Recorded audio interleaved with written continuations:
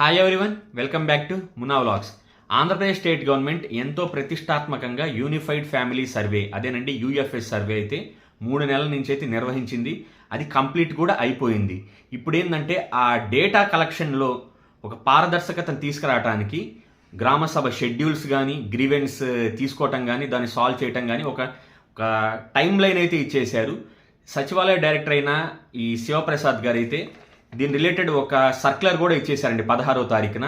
18వ తారీఖు నుంచి ఏమేమి చేయాలి అని చెప్పి 18వ తారీఖున యూఎఫ్ఎస్ లిస్ట్ అయితే పంచాయత్ సెక్రటరీ కానీ, వార్డ్ అడ్మినిస్ట్రేటివ్ సెక్రటరీ కానీ వాళ్ళ గ్రామ సచివాలయాల్లో ఈ యూఎఫ్ఎస్ లిస్ట్ని అయితే పేస్ట్ చేస్తారు.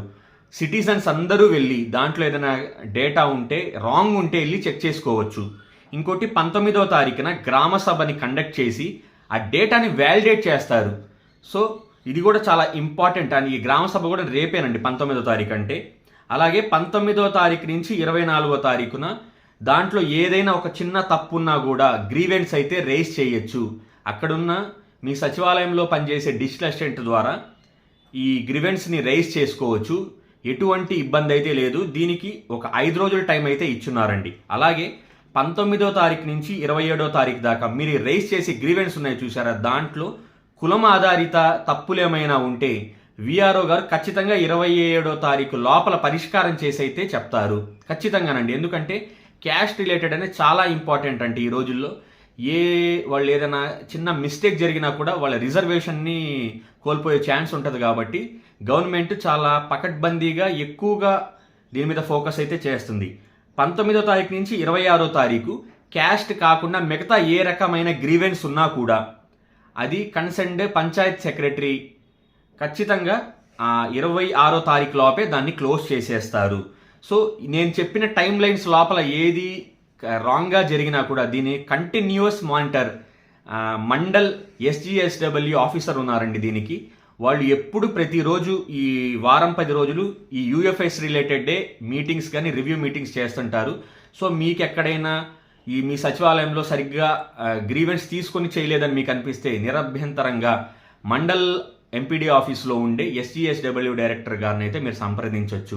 దాంట్లో ఎటువంటి ఇబ్బంది లేదు. ఈవెన్ మండల్లో గనక మీకు ఆ ఇష్యూ సాల్వ్ అవ్వకపోతే డిస్ట్రిక్ట్ ఎస్జిఎస్డబ్ల్యూ ఆఫీసర్ ఉన్నారు, అక్కడ కూడా మీరు గ్రీవెన్స్ని రేస్ చేయొచ్చండి.